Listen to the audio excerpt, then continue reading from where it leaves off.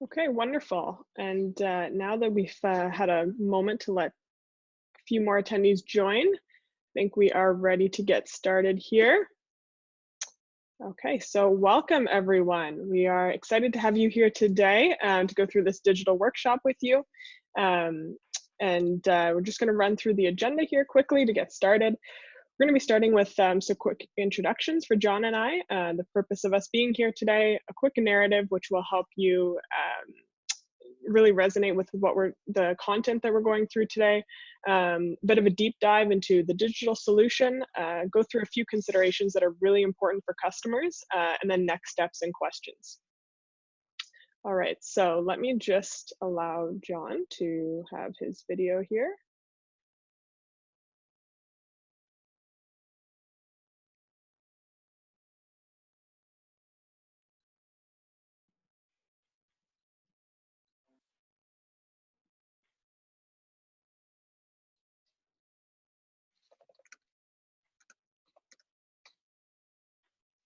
All right, so while John is figuring out his video to get that turned on, I'll do some quick introductions. So we are ExpandIT, and we're very excited to be here today with you. My name is Jessica. I am from the North American marketing team, and we have John as well, who is our president for North America. So we have a very big treat today having him with us, which is incredible. He's been with the company for over 6 years now. The company ExpandIT, we are global.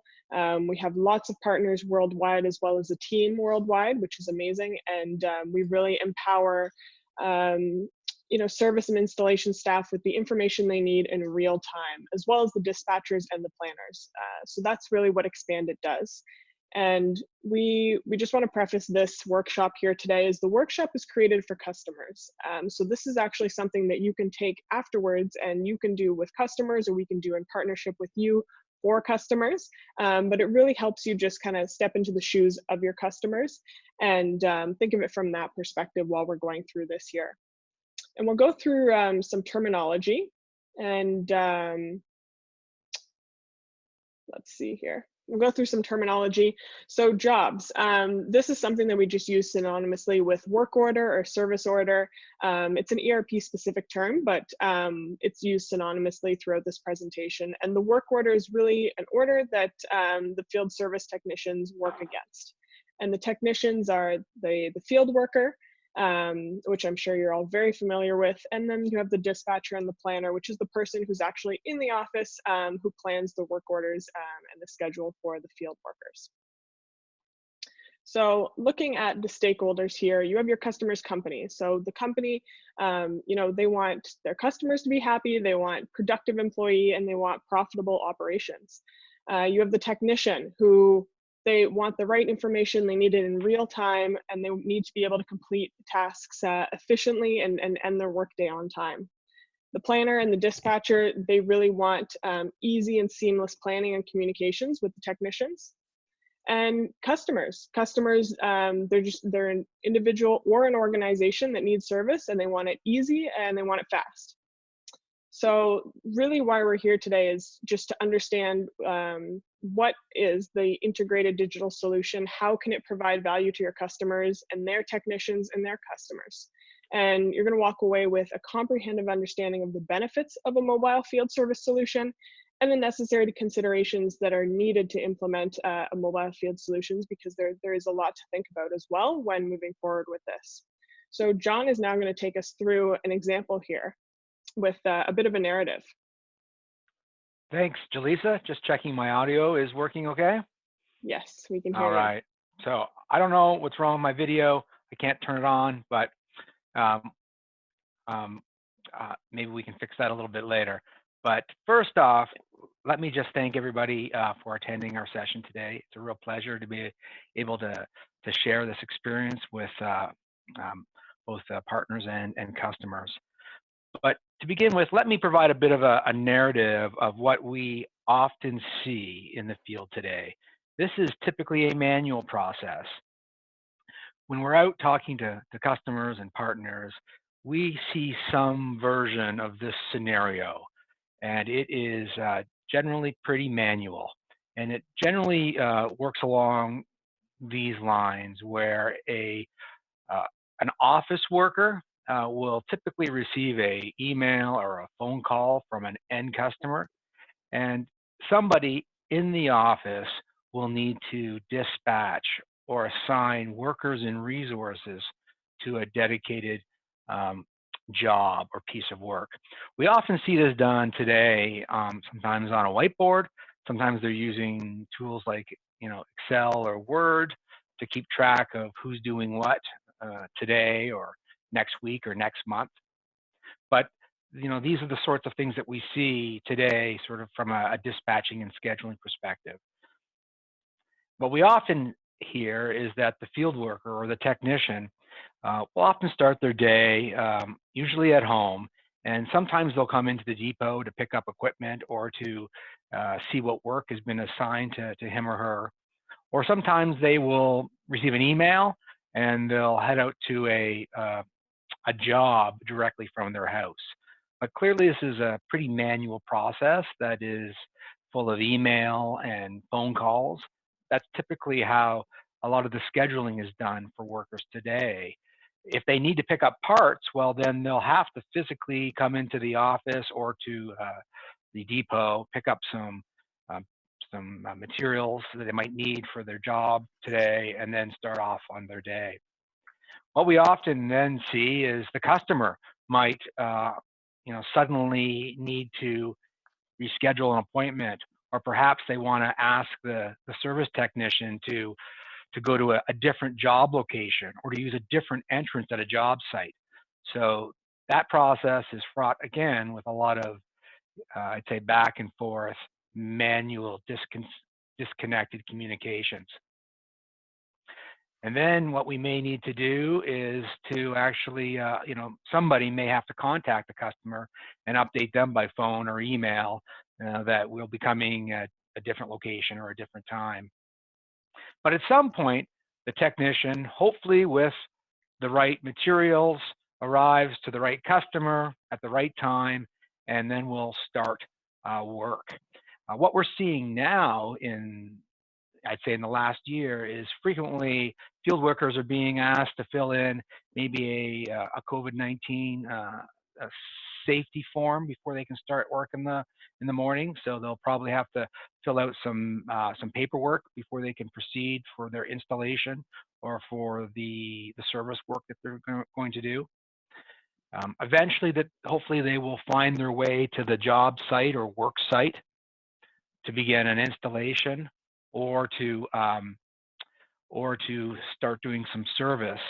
And at that point in time, the field worker will hopefully do a good job of keeping track of their time as well as the materials that they consume in the field.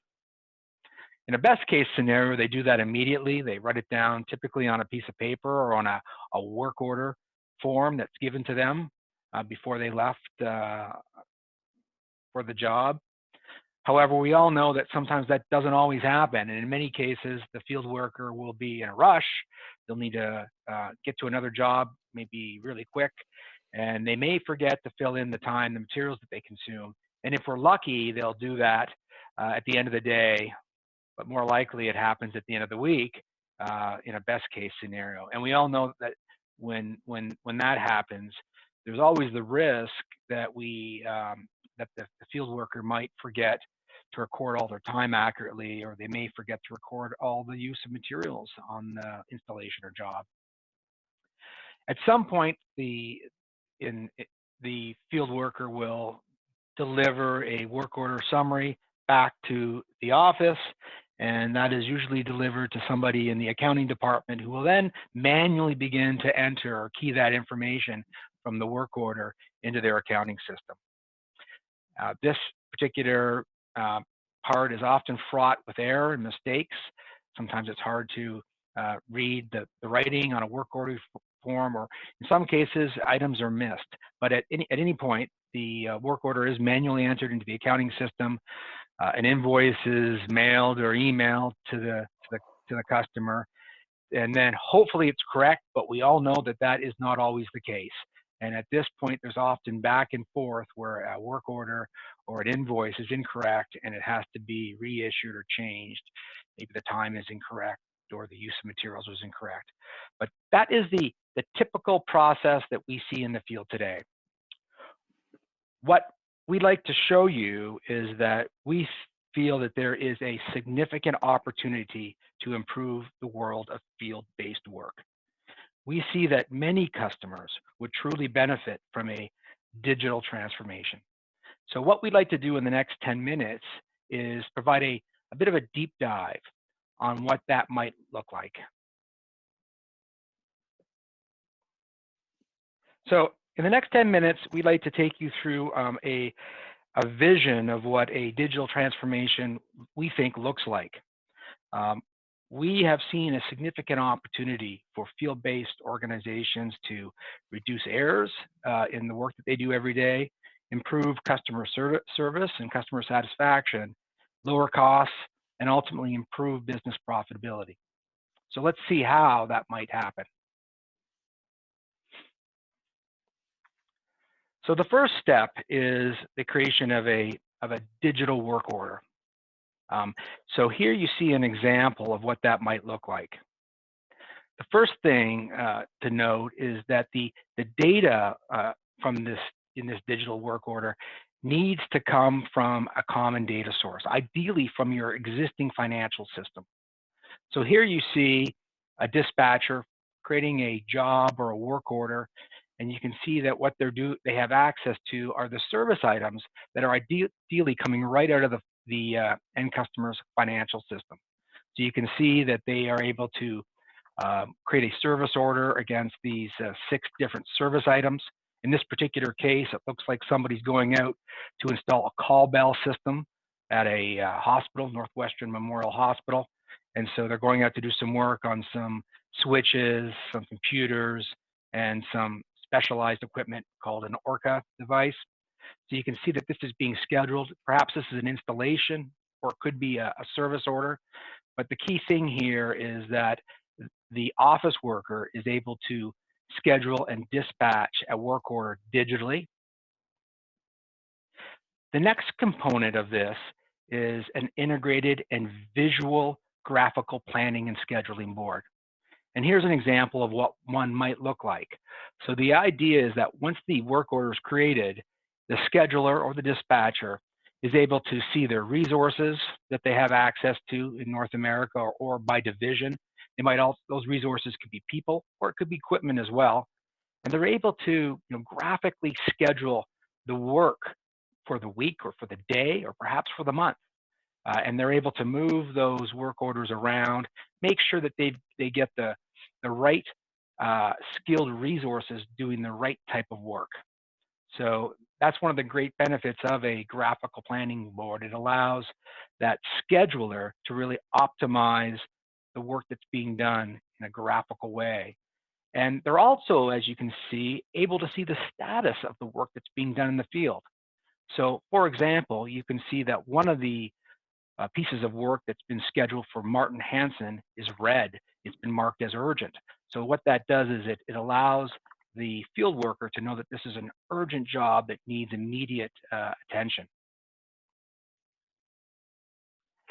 One of the other key benefits of a scheduling tool is integration to a visual mapping tool. So here you can see a representative of what something like that might look like. So you can see the little Lego people are meant to signify your field workers out in the field, and you can see where they are, whether they're leaving from their home in the morning, or maybe they're at a job out in the field, and you're able to very quickly see which workers have the right skills, as well as who is closest to a job that needs to be scheduled. So again, when you're evaluating and looking for a digital tool for your mobile workforce, encourage you to make sure that not only is visual scheduling something that the solution has, but also a visual mapping tool can also be really helpful, especially as the organization grows and has a larger number of field workers. The next thing that you want to look for from a scheduling perspective is the ability of that office worker to be able to communicate in real time with the field worker. So here you see an example of what that might look like. So you should expect that scheduler to be able to send emails or text messages instantly to the field worker, and they should be able to see those on their mobile device. So here you can see an example of the office worker or the scheduler letting me know that they've had to reschedule my last visit for the day. Yeah. So again, that real-time communication is an important part of what you should expect from a scheduling perspective. The next thing I'd like to highlight is the importance of a mobile client for the mobile worker. This is an essential component of any mobile installation or service solution. Just a couple of key things that I'd note. This mobile client, it should be able to run both online or offline, because in many cases workers are in remote areas that may not always have cell or mobile access. So they should be able to carry on their work even if there isn't a wireless network that they're connected to or a cell connection for them. Secondly, the mobile solution should be able to run in multiple form factors. For example, it should be able to run on a laptop or on a tablet or on a mobile device. And thirdly, in a perfect world, it should be able to run in any mobile or device operating system. In today's world of work, you frequently see workers sometimes bringing their own devices to the job. So an ideal field solution should be able to allow that field worker to work in any type of device or form factor. But probably the most important thing is that this mobile device needs to be able to essentially replace the paper that field workers are having to use today that is fraught with error and inefficiencies. So they should be able to, on this mobile device, capture their travel time as well as their work time. They should be able to capture in a rapid way their time. Ideally, in some cases, they might want to have a timer applied against their work time, but they should be able to capture time as well as the consumption of materials. And they should be able to do that real time immediately as they're working on the job, because in order to eliminate errors, the best thing you can do is to capture that material and time consumption right away. So a mobile device allows that to happen. The next thing I'd highlight, though, is that a mobile device needs to be integrated with your back-end financial or ERP system. So here you see an example of that. On the left-hand side, you see an example of a mobile worker being able to see the service history in real time when they're out in the field. So perhaps before they go on site to fix something, and this they can go check, what work has been done in the past, and they can look at the history of this particular client or service item before they go on site. The other really important thing is that this mobile device should also allow you to eliminate all these paper checklists, compliance reports, safety reports that are so common for the mobile worker today. So they should be able to replace those and be able to do those digitally on the mobile device. So here you see an example of a checklist report. So as they're working through the work order, they're able to capture a number of key questions, capture an image, and even a signature in the field, eliminating the need for inefficiencies that are common with paper documents. The next thing I'd highlight is that what's essential is for real-time information to flow both ways. So not only does the mobile worker need to get information from the financial system or ERP to do their job effectively, that information needs to flow real-time back to the office. So here you see an example of, as the mobile worker is working through their tasks, in this particular case, it looks like they're installing a washing machine and a dryer. The office worker or the dispatcher is able to see the status of the work being done in the field. So that allows the office worker to be really efficient and thoughtful about coordinating and scheduling the next job for this mobile worker. The next thing I'd highlight that you should expect in a digital solution for your mobile workforce is the ability to manage approvals. And so here you see an example of a screen that would allow a service manager or a scheduler back at the office to review the work either on a daily or a weekly basis that happened in the field. And not only can they review it, they can also amend hours, make changes, modify reports prior to information going back into your financial system for invoicing. So another key thing to look for when you're considering a service solution for your mobile organization. The final step is that a mobile solution would then send that information in a kind of real-time, scheduled manner back into your financial or accounting system for invoicing. We believe that you want to let your financial system do what it does so well. So here you see an example of Microsoft Dynamics Business Central, and the point is that a field-based solution should be able to send that data back into the accounting or financial solution for invoicing. So from here, I think I wanted to pass it back to Jessica to provide and share some considerations that you want to keep in mind when you're considering a digital solution for the field.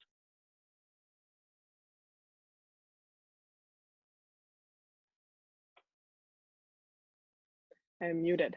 Thanks, John, for taking us through the deep dive there of what a digital solution should look like. And these are also some important considerations that customers really need to consider when thinking about implementing a field service solution. So first is processes.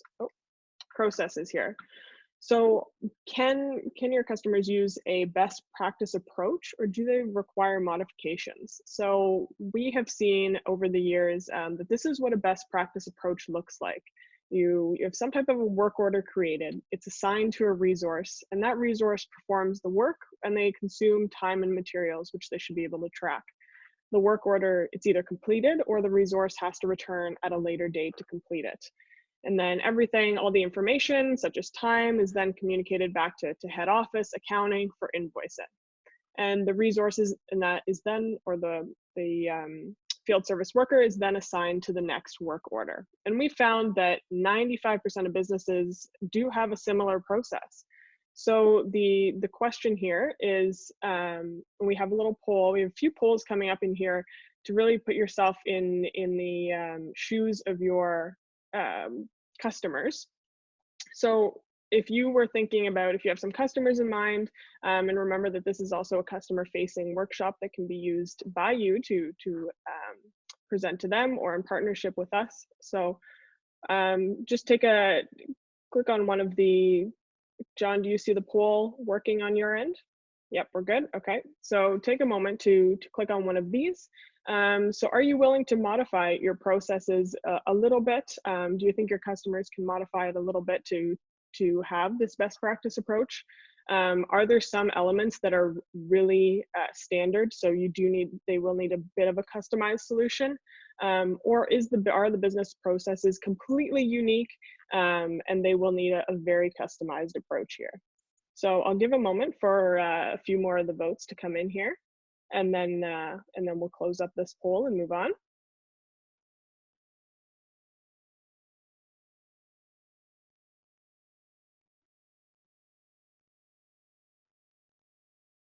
Okay, wonderful. So moving on here, this is how you really identify if your customer needs a standard solution, a hybrid solution, or a custom solution, completely custom. So this is really how we help understand that. And in terms of software integration, you have to, depending on how what kind of a solution, if they need it customized or not, you need to consider how existing software will integrate with this field service solution. And this could be QuickBooks, this could be Sage. And if their customers have a best practices approach, it's super simple. You're good to go. Software can very easily be integrated with a standard solution. If you chose option 2 or 3, there are easy solutions available as well. They just take a little bit of customizing. And in terms of how are they going to integrate, that's something that we would take care of completely on our end, or your digital service provider should be taken care of on their end. Moving into hosting. So in terms of hosting, there are 2 things that you need to consider in terms of software and in terms of hardware. And there are 2 places to host your services. So in terms of on your own premise, that would mean that for software, you'd have to manage your own services, updates, deployments, upgrades, but in the cloud, someone else manages all of those items for you. In terms of hardware, on your own premise, you have to source your own servers and hardware. You're responsible for managing the maintenance and security, but you have full control of your infrastructure. In the cloud, it really eliminates the hassle of maintaining that system. You have improved agility and scalability, and the infrastructure and hardware considerations are reduced considerably. So I'll give you another moment to vote on that poll there.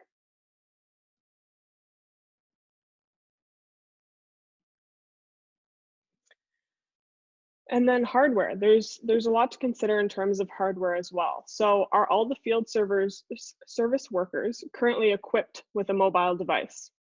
If they're using their personal devices, are there any data or security concerns here that you need to consider? If you are providing the hardware, the mobile devices to your employees, are you going to standardize on one platform, iOS or Android?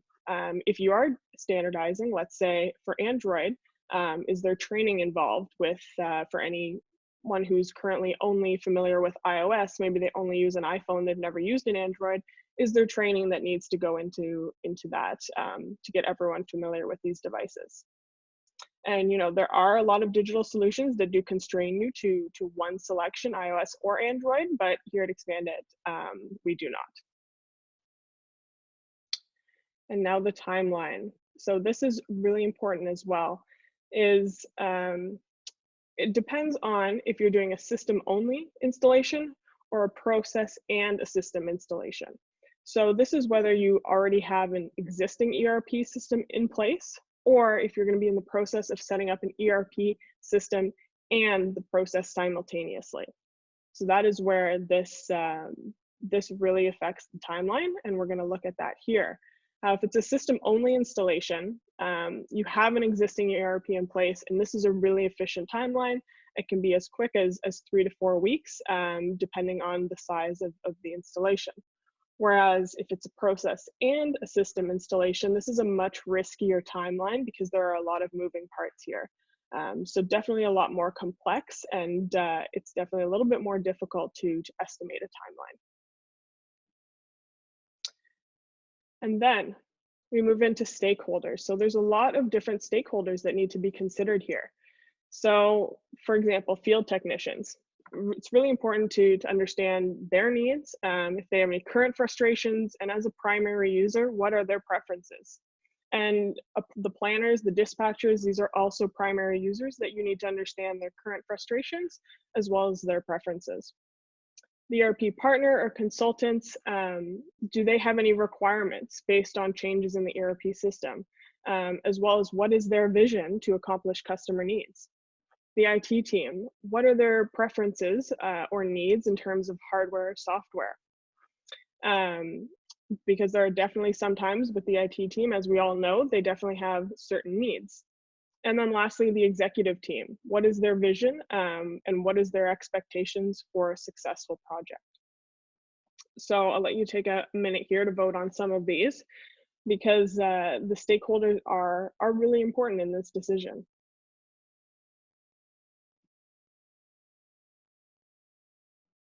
And then lastly, we're going to move on to services here. So There's a few things that you need to consider in terms of the service, your service provider. So are they working in an aligned time zone that you can be working together simultaneously? If an issue arises, being in the same time zone is very important.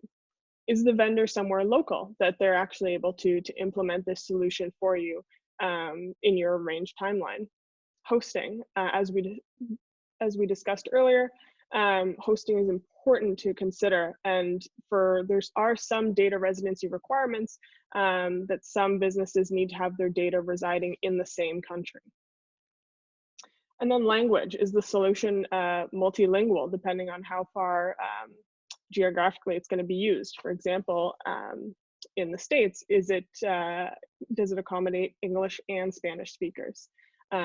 Depending on how big the customer is, can it work in both, for example, Germany and California? And then John is going to take us through our next steps here now that we've gone through some of the considerations that are really important for customers to keep in mind. Thanks a lot, Jessica. I just again wanted to thank everybody for attending and extend a personal offer to reach out to Jessica or I directly at the end of this.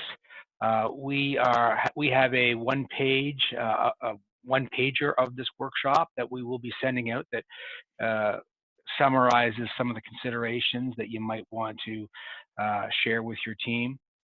But if you think that there's an opportunity or a customer that would benefit from a field-based solution, I would say please feel free to reach out directly to either one of us and to book a one-on-one conversation where we can discuss your needs or your customer's needs in detail. But I want to thank you for joining us this afternoon. Yeah, absolutely. And now we will open up the floor to questions if there are any questions here. We will, if there are, just looking at questions.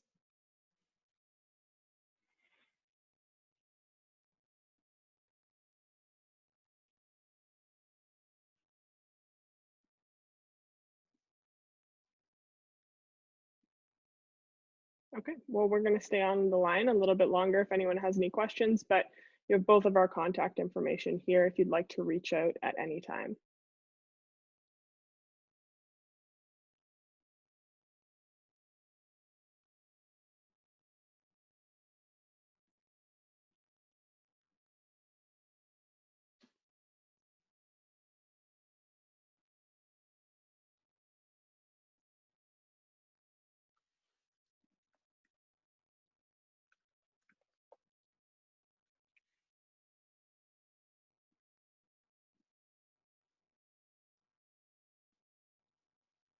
Great, thanks for listening, Jason. We appreciate that.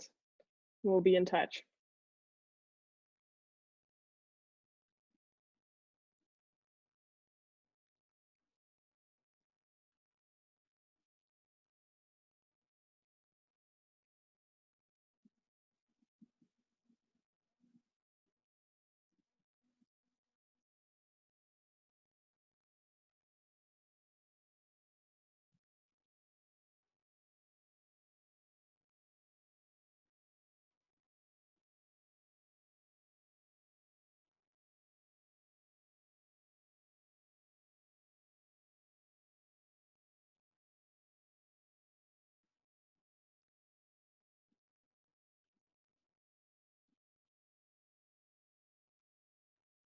Okay, perfect. Well, thank you, everyone. As we said, we'll be sending out a one-pager, and we appreciate your time today.